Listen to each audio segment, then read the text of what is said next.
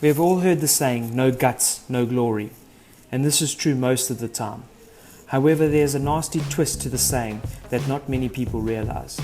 Deon Venter and Jaco van Aert from the 4x4 Mega World Cross Country Racing team found out exactly what the twist in the saying is at last weekend's Battlefield 400 cross country motor race in Dundee. The twist is that even if you do have guts, which dad Deon Venter and son Jason Venter have plenty of, there's no guarantee of glory.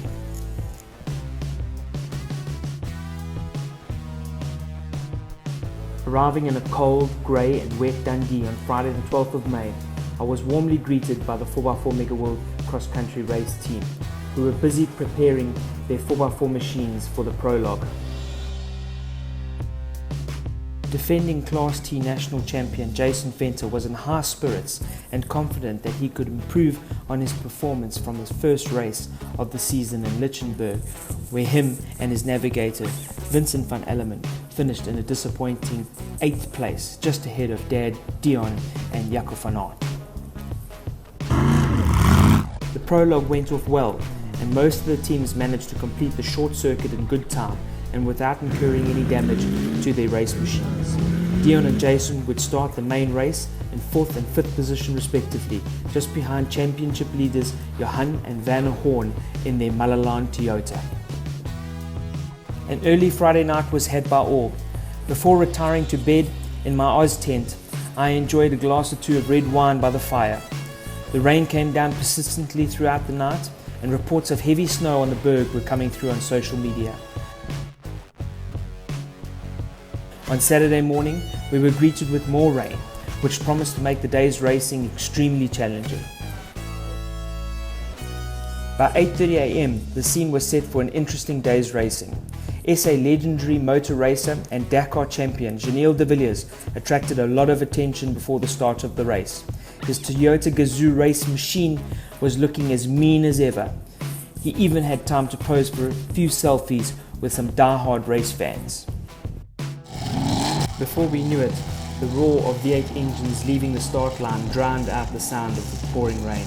One by one, with 2-minute intervals, they powered their way off the start line, ripping up grass and spraying mud into the crowd that had braved the freezing cold conditions to watch these men and women tackle 400 kilometers of off-road dirt tracks.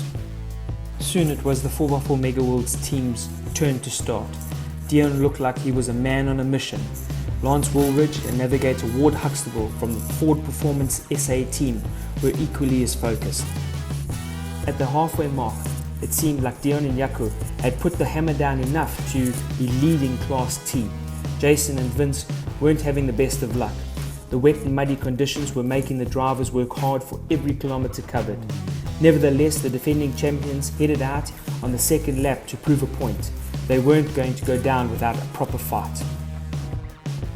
At the river crossing spectator point, it was clear that the front runners weren't bothered by the slippery conditions. A combination of skilled drivers, V8 engines, carbon fiber bodies and the best racing tyres in the world proved to be more than capable to handle these treacherous conditions.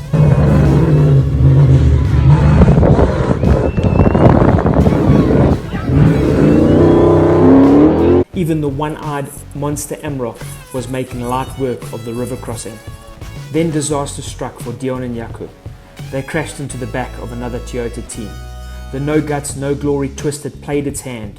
There was to be no glory for the men from the 4x4 Mega World Race team. However, Jason and Vince were still in the race and doing the best to stay in contention for a podium finish. In the end, it wasn't Team 4x4 Mega World's day. Jason and Vince finished in 6th position on the day. First place was claimed by the Ford team of Lance Woolridge and Ward Huxtable. They were closely followed by the other Ford machine of Gareth Woolridge and Boyd Dreyer.